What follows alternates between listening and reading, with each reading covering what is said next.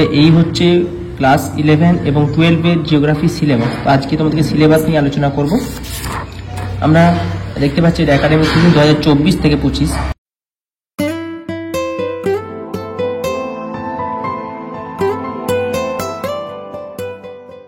প্রথমে আজকের ভিডিওতে আমরা শুধুমাত্র ক্লাস 11 এর সিলেবাস নিয়ে আলোচনা করছি। দেখে নাও, এখানে কিছু অবজেক্টিভ রয়েছে, এগুলো পড়তে পারো। আচ্ছা, আমরা চলে আসছি এখানে সেমিস্টার 1। দেখতে পেয়েছো সেমিস্টার 1 এ তোমরা দেখো ফুল মার্কস এই টপিক থেকে আছে, যে সাব টপিক দিয়েছে fundamental of physical geography. Total number হচ্ছে 15 নাম্বার, ভালো করে শুনবে। ইউনিট 1 এ রয়েছে geography as a discipline, definition, nature, classification of geography, scope, content of physical geography. কিছুটা বাদ দিয়েছে, জিওগ্রাফি অ্যাজ এ ডিসিপ্লিন, ভূগোলের শাখা হিসেবে ভূগোল ওই জায়গাটাই আছে। ইউনিট 2 এখানে রয়েছে দুটো topic, origin of the earth. এখানে ক্লাসিক্যাল থিওরির মধ্যে দিয়েছে কার্ট, জিন্স অ্যান্ড জেফ্রি থিওরি, এবং মডার্ন থিওরিতে বিগ ব্যাং থিওরি, আর কিছু নেই। ইন্টিরিয়র অফ দ্য আর্থ, এখানে তোমাদের source of information regarding earth interior ভূবন্তরের গঠন নিয়ে আলোচনা।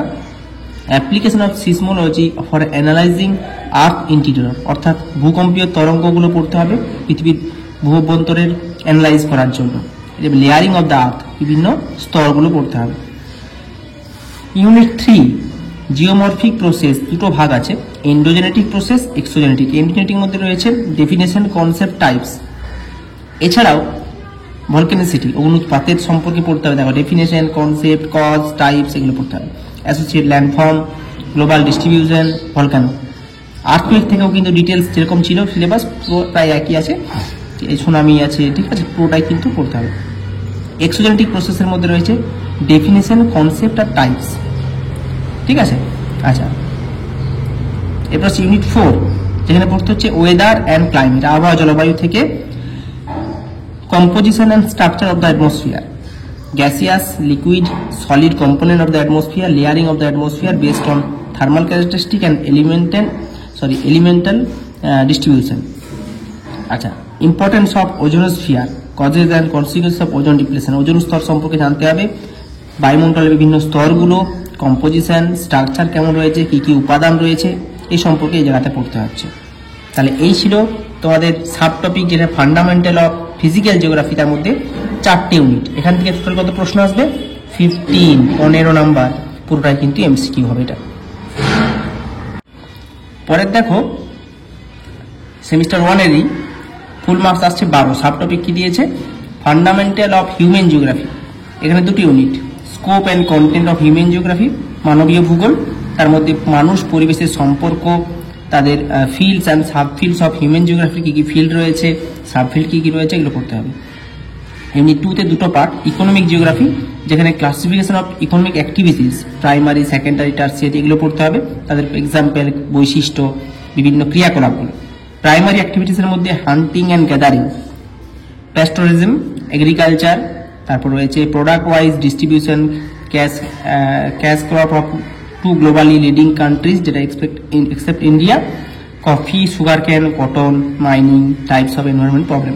প্রাইমারি অ্যাক্টিভিটিসগুলো পুরোপুরি স্টাডি করতে হবে এখান থেকে, ঠিক আছে। পুরো প্রাইমারি অ্যাক্টিভিটিস, প্রাথমিক ক্রিয়াকলাপগুলো পড়তে হচ্ছে, যেখানে তোমাদের কটন রয়েছে, সুগার ক্যান রয়েছে, কফি রয়েছে, ঠিক আছে, এগুলো সব পড়তে হচ্ছে এই ইউনিট থেকে। টোটালে কত নাম্বার আছে? 12। পরবর্তী sub topic geography of India. India as a country, unit 1 এ, অর্থাৎ লোকেশন, সাইজ, নেবারিং কান্ট্রি কি কি রয়েছে, অ্যাডমিনিস্ট্রেটিভ সেট আপ কেমন রয়েছে, এগুলো। ইউনিট 2 তে স্ট্রাকচার ফিজিওগ্রাফি, ভূপ্রাকৃতিক বিভাগ, peninsular, extra peninsular, Indo Gangetic, coastal plain, island, এগুলো পড়তে হবে, ঠিক আছে। ইউনিট 3 তে ড্রেনেজ সিস্টেম, নদ নদী, ভারতের নদ নদী সম্পর্কে, ঠিক আছে। Himalayan drainage system, peninsular drainage system, এগুলো সম্পর্কে পড়তে হবে, ঠিক আছে। তাহলে এটা গেল সাব টপিক। ফুল মার্কস কত? 8। এরপর চলে আসছি সেমিস্টার 2, যেখানে কিন্তু বড় এবং মাঝারি প্রশ্ন। তাহলে আগে যেগুলো আলোচনা করলাম সেগুলো শুধুমাত্র এমসিকিউ এর জন্য। বড় প্রশ্ন দেখো 15 নম্বর প্রশ্ন আসবে। এখানে কনসেপ্ট অফ আইসোস্ট্যাস, ইউনিট 1 এ, অর্থাৎ আইসোস্টি অ্যানোমালি রয়েছে, এরি প্লাটের থিওরি, আইসোস্ট্যাটিক অ্যাডজাস্টমেন্ট আর সিমাটোজেনি, এগুলোই। জিওমরফিক প্রসেসের মধ্যে দুটো ভাগ পড়তে হবে, এন্ডোজেনেটিক, এক্সোজেনেটিক। কিন্তু এখানে এন্ডোজেনেটিকের মধ্যে ফোল্ডিং, ফল্টিং যেগুলো ছিল তোমাদের, এটা Wuthering, soil forming process, soil profile, soil erosion, soil conservation management, এগুলো অনেক কিছু নতুন ঢুকিয়েছে এই জায়গা থেকে। আচ্ছা, ওয়েদার ক্লাইমেট ওখানে যেটা পড়েছিল সেখান থেকে ডিফারেন্ট রয়েছে।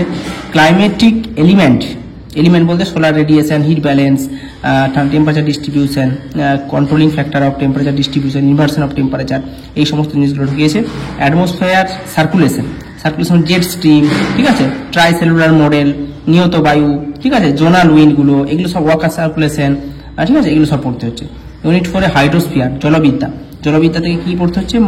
Modes and occurrence of water on earth, global hydrological cycle, concept of run of, হেডেজ basin hydrological unit. এগুলো ভীষণ ইম্পর্টেন্ট টপিক, পুরোপুরি গ্রাজুয়েশনের টপিকটা এটা ঢুকানো হয়েছে, ঠিক আছে। এটা পড়তে হবে এখান থেকে। এটা কিন্তু বড় এবং মাঝারি প্রশ্নের জন্য, সেমিস্টার 2-তে বলছি। আচ্ছা, সাব টপিক কি কি? ফান্ডামেন্টাল অফ ফিজিক্যাল জিওগ্রাফি, এগুলো 4টে। এখানে দেখো কোর্স টাইপস হচ্ছে থিওরি, এখানে sub topic fundamental of human geography. ওখানে তুমি সাব টপিক পেয়েছিলে, ওটা একই 12 নম্বর প্রশ্ন হবে। ইউনিট 1-এ সেকেন্ডারি অ্যাক্টিভিটিস দিয়েছে, যেখানে ইন্ডাস্ট্রির সমস্ত ভাগগুলো, agro based, sea based, forest based, mineral based, manufacturing based, সব পড়তে হচ্ছে। টার্সিয়ারি অ্যাক্টিভিটিসের মধ্যে কি পড়তে হচ্ছে? ডেফিনেশন, ক্লাসিফিকেশন, কেস স্টাডি, এগুলো।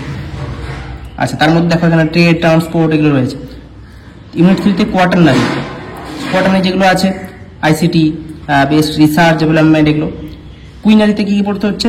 যেগুলো আছে consultant, policy, role of specialist, ঠিক আছে, ডিসিশন মেকার, এগুলো সব পড়তে হচ্ছে। এটা সাব টপিক হচ্ছে হিউম্যান জিওগ্রাফি।